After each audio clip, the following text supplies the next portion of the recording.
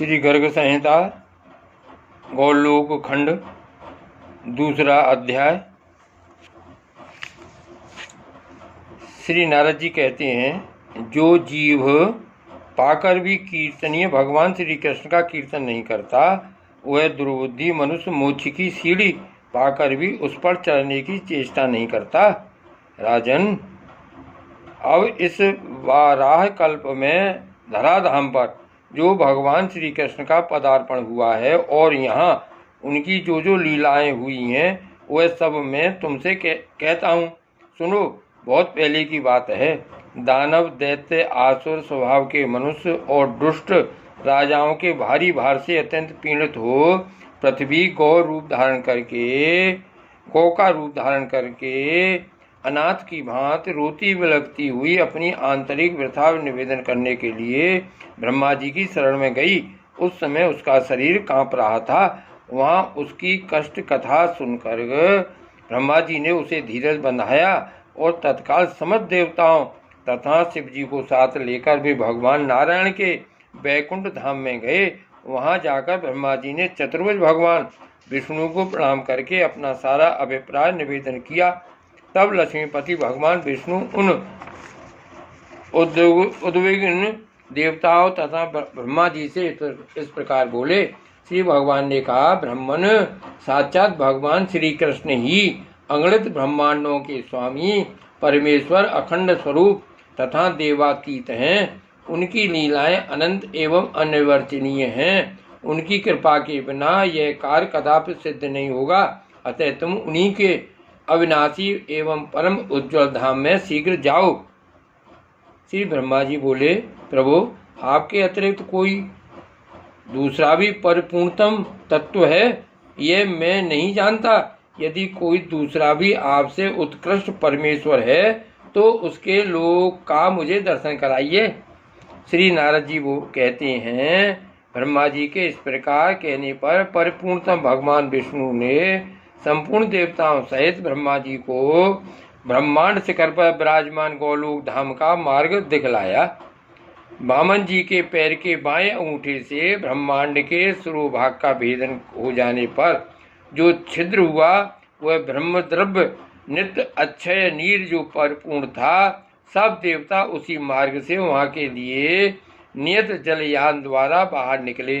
वहाँ ब्रह्मांड के ऊपर पहुंचकर उन सब ने नीचे की ओर उस ब्रह्मांड को कलिंग बिंब तुम्बे की भांति देखा। उसके अतिरिक्त अन्य भी बहुत से ब्रह्मांड उसी जल में इंद्रायण फल के सदृश इधर उधर लहरों में लुढ़क रहे थे। यह देखकर सब देवताओं को विस्मय हुआ। वे चकित हो गए। वहाँ से करोड़ों योजन ऊपर 8 नगर मिले, जिनके चारों ओर दिव्य चाहर दीवारी शोभा बढ़ा रही थीं और झुंड के झुंड रत्नादिमय वृक्षों से उन पुरियों की मनोरमता बढ़ गई थी।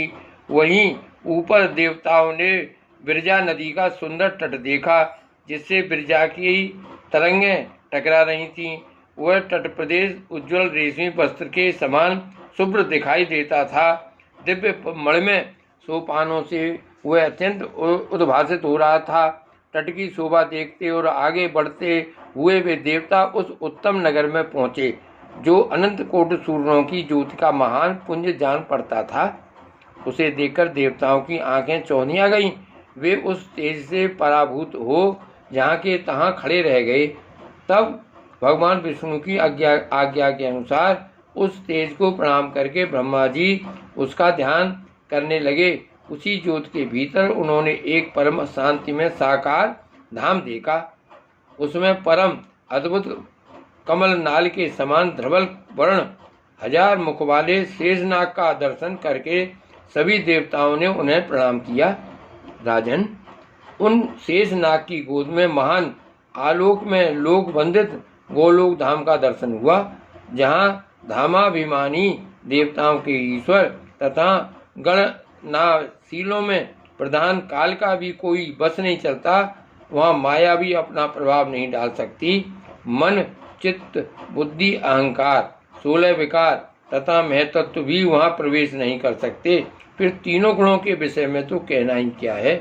वहाँ कामदेव के समान रूप लावण शालिनी श्याम सुंदर विग्रहा श्री कृष्ण पार्षदा द्वारपाल का कार्य करती थीं। देवताओं को द्वार के भीतर जाने के लिए उद्यत देख उन्होंने मना किया। तब देवता बोले, हम सभी ब्रह्मा विष्णु शंकर नाम के लोकपाल और इंद्र आदि देवता हैं, भगवान श्री कृष्ण के दर्शनार्थ यहाँ आए हैं। श्री नारद जी कहते हैं, देवताओं की बात सुनकर उन सखियों ने, जो श्री कृष्ण की द्वारपालिकाएं थीं, अंतःपुर में जाकर देवताओं की बात कह सुनाई। तब एक सखी, जो सतचंद्रा अनानन नाम से विख्यात थी, जिसके वस्त्र पीले थे और जो हाथ में बेंत की छड़ी लिए थी, बाहर आई और उनसे उनका अभीष्ट प्रयोजन पूछा।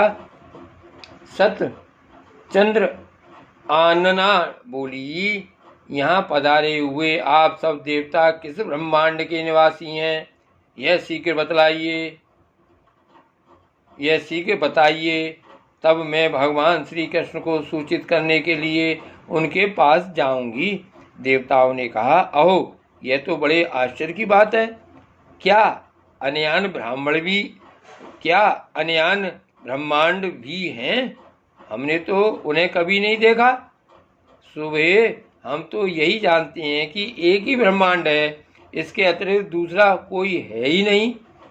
सतचंद्र आनना बोली, ब्रह्मदेव, यहाँ तो विरजा नदी में करोड़ों ब्रह्मांड इधर उधर लुढ़क रहे हैं, उनमें भी आप जैसे ही पृथक पृथक देवता वास करते हैं। अरे, क्या आप लोग अपना नाम गांव तक नहीं जानते?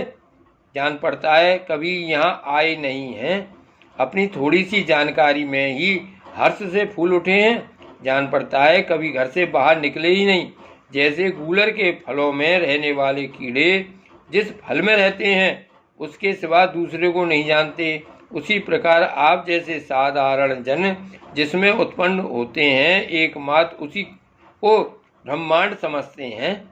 श्री नारद जी कहते हैं, राजन, इस प्रकार उपहास के पात्र बने हुए सब देवता चुपचाप खड़े रहे, कुछ बोल न सके। उन्हें चकित से देखकर भगवान विष्णु ने कहा।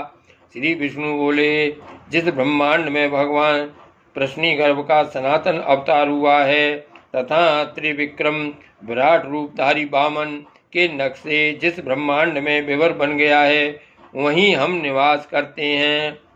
श्री नारद जी कहते हैं, भगवान विष्णु की यह बात सुनकर सतचंद्र आनना ने उनकी भूरी भूरी प्रशंसा की और स्वयं भीतर चली गई।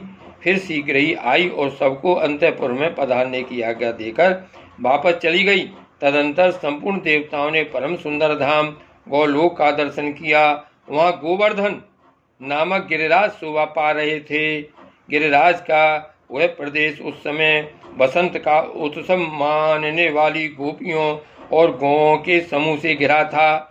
कल्प वृक्षों तथा कल्प लताओं के समुदाय से सुशोभित था और रास मंडल उसे मंडित अलंकृत कर रहा था। वहाँ श्याम वर्ण वाली उत्तम यमुना नदी स्वच्छंद गति से बह रही है।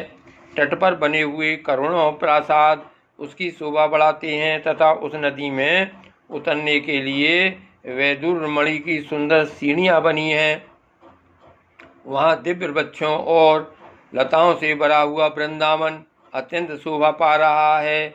भांति भांति के विचित्र पक्षियों, भ्रमरों तथा बंसी बट के कारण वहाँ की सुषमा और बढ़ रही है। वहाँ सहस्त्रदल कमलों के सुगंधित पराग को चारों ओर पुनः पुनः बिखेरती हुई शीतल वायु मंद गति से बह रही है। वृंदावन के मध्य भाग में 32 वनों से युक्त एक निज निकुंज है। चाहर दीवारियों और खाइयों उसे सुशोभित कर रही हैं। उसके आंगन का भार लाल वर्ण वाले अच्छे वटों से अलंकृत है। पद्मराग आदि 7 प्रकार की मणियों से बनी दीवारें तथा आंगन के फर्श बड़ी शोभा पाते हैं।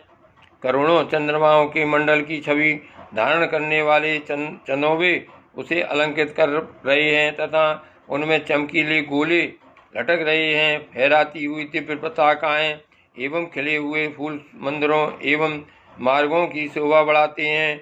वहाँ भ्रमरों के गुंजारव संगीत की सृष्टि करते हैं तथा मत मयूरों और कोकिलों के कलरव सदा श्रवण गोचर होते हैं। वहाँ बालसूर के सदृश कांतिमान अरुण पीत कुंडल धारण करने वाली ललनाएं सतसत चंद्रमाओं के समान गौर वर्ण से उद्भासित होती हैं। स्वच्छंद गति से चलने वाली वे सुंदरियां मणि रत्न में भित्तियों में अपना मनोहर मुख देखती हुई वहाँ के रतन जड़ित आंगनों में भागती फिरती हैं। उनके गले में हार और बाहों में केयूर शोभा देते हैं। नूपुरों तथा करदनी की मधुर झनकार वहाँ गूंजती रहती है।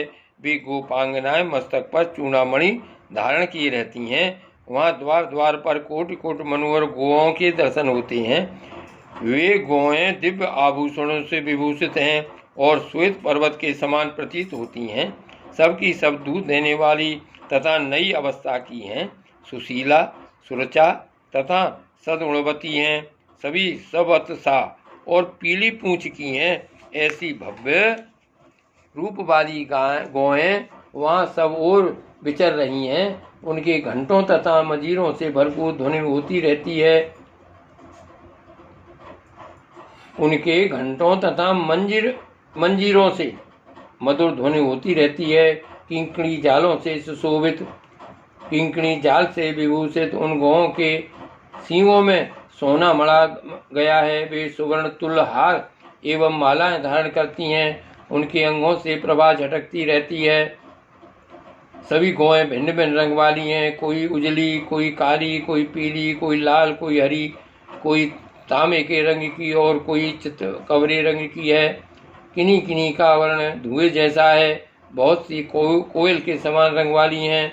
दूध देने में समुद्र की तुलना करने वाली उन गायों के शरीर पर तरुणियों के कर चिन्ह सुशोभित हैं, अर्थात युवतियों के हाथों के रंगीन छापे दिए गए हैं। हिरण के समान छलांग भरने वाले बछड़ों से उनकी अधिक शोभा बढ़ गई है। गांवों के झुंड में विशाल शरीर वाले सांड भी इधर उधर घूम रहे हैं। उनकी लंबी गर्दन और बड़े बड़े सींग हैं। उन सांडों को साक्षात धर्म धुरंधर कहा जाता है। गौओं की रक्षा करने वाले चरवाहे भी अनेक हैं।